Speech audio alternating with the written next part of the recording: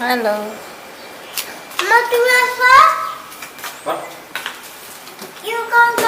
বাচ্চা কাচ্চার মায়ের ব্যাগ দেখেন কি অবস্থা। আগে ব্যাগে শুধু কসমেটিক্স থাকতো, আর এখন ব্যাগের মধ্যে সব বাচ্চার জিনিসপত্র দিয়ে ভরা। চাইলেও একটা ভালো ভালো বলতে ধরেন একটু মডেলিং ব্যাগ নিতে পারি না, স্মার্ট ছোটোখাটো একটা ব্যাগ নিয়ে বেরোবো না, এরকম একটা ঝোলা কাঁধে নিতে হয়, কারণ ঝোলার মধ্যে থাকে বাচ্চার সমস্ত জিনিসপত্র। তো যাই হোক, আমরা এখন যাচ্ছি রাজশাহীর উদ্দেশ্যে। সকাল বাজে 11:30 মতন, একটু লেট হয়ে গেছি, কিন্তু আকাশের অবস্থা তো ভালো না, যার জন্য একটু লেট হয়েছে।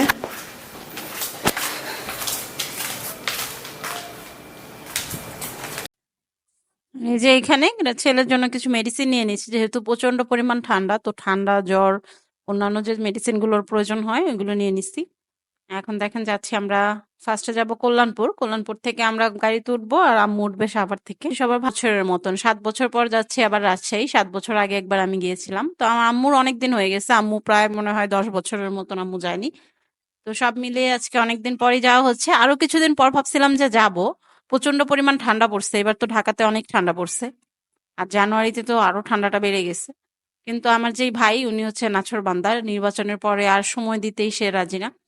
আসেন আসেন আসেন। তো যাই হোক, এই যে এখানে দেখেন বাস স্ট্যান্ডে কল্যাণপুর চলে আসছে অলরেডি, আমরা ওয়েট করতেছি গাড়ির জন্য।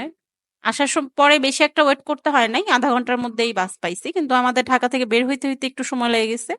এই হচ্ছে আমিনবাজারে ব্রিজের এখানে কাজ হচ্ছে, আশা করি কাজ হয়ে গেলে এখানে যে জামটা থাকে সবসময়, এই জাম আর থাকবে না। কাজ কমপ্লিট হয় নাই, আশেপাশে বড় লেন হবে, ব্রিজ হবে, সব মিলিয়ে জায়গা ভালোই হচ্ছে।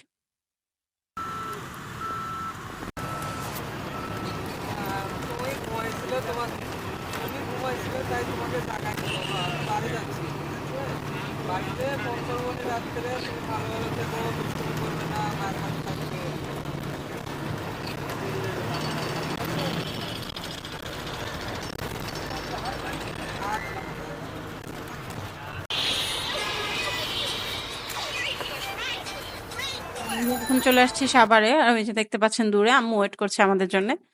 তো ওরা বাবা গেছে আম্মু কানতে।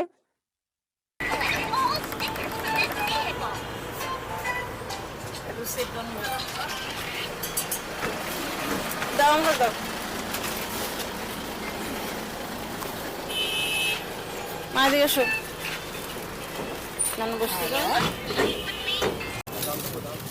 আসো আসো আসো আসো আসো। আসো আসো। আর কি খাবে, পিজা খাবে না রাইস খাবে?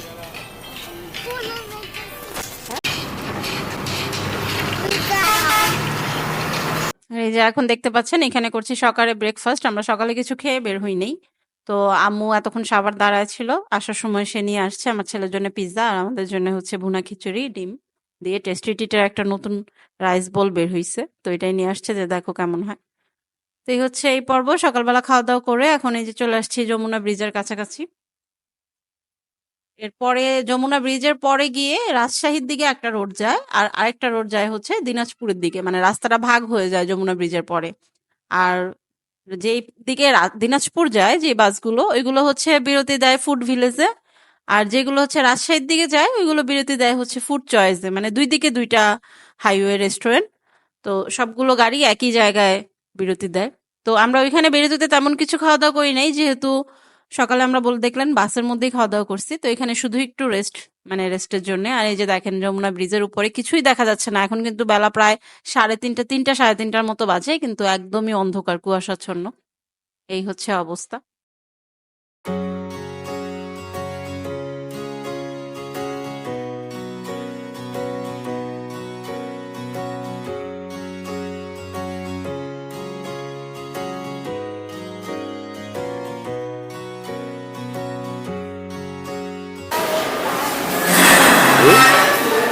Burger? Which one? Which one? Sandwich দিলে দাও একটা। Sandwich, sandwich. Look, sandwich. No? It's a burger then. It's a burger then. Chicken then.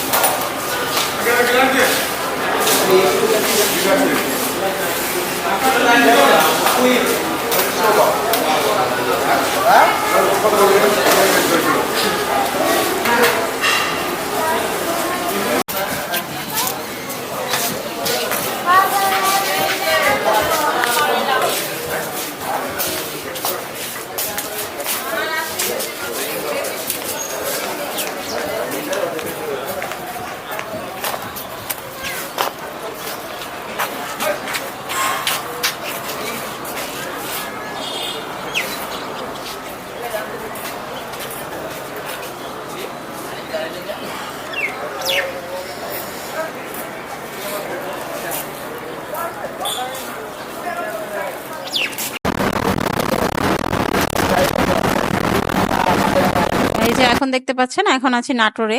নাটোরটা একটু বড় জেলা, রাজশাহীও বড়, বাট নাটোর মানে নাটোর পার হয়ে আমরা রাজশাহী যাই না, আমরা নাটোর পার হওয়ার পরে যে পুঠিয়া, ওইখানেই নেমে যাই। পুঠিয়া থেকে রাজশাহী আরো 2-3 সাড়ে 3 ঘন্টার মতন লাগে প্রায়।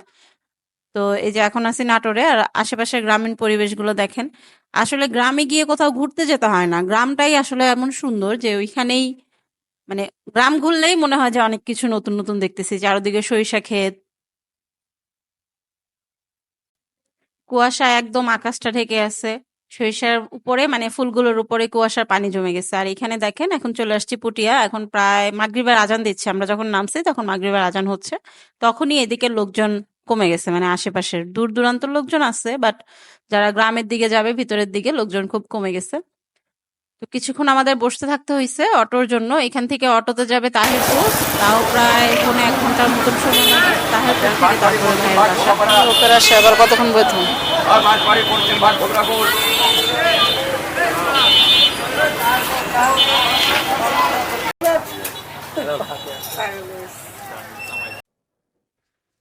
তো এই যে তাহিরপুর চলে আসছি। রাস্তা একটু অন্ধকার, ক্যামেরায় খুব ভালো কিছু আসছে না, ভাইয়া আসছে।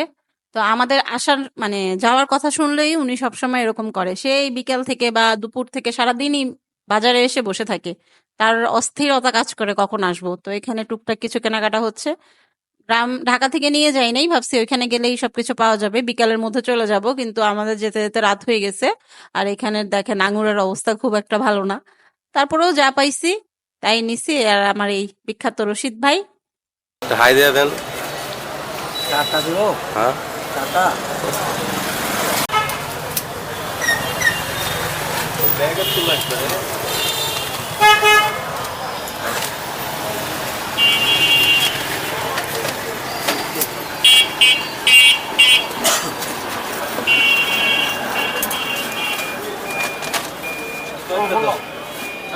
এই দেখি আছে 500 টাকা দাঁড়া। নিবি রে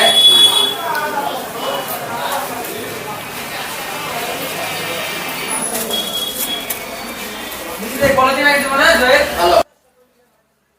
এই যে কেনাকাটা শেষ করে বাসায় চলে গেছি। এরপরে আর তেমন কোনো ভিডিও করতে পারি নাই, ওদের বাসার লাইটগুলো একটু অন্ধকার অন্ধকার, খুব ভালো কিছু উঠতেছিল না, যার জন্য আর ভিডিও করি নাই। আর আমরাও টায়ার্ড ছিলাম, তো বাসায় যাওয়ার পর খাওয়া দাওয়া করে শুয়ে গেছি। এই যে দেখেন বাসার ভিতরে চলে আসছি। তো প্লিজ চ্যানেলটা সাবস্ক্রাইব করে দেবেন নেক্সট ভিডিও দেখার জন্য। আজকের মতো এতটুকুই, আল্লাহ হাফেজ।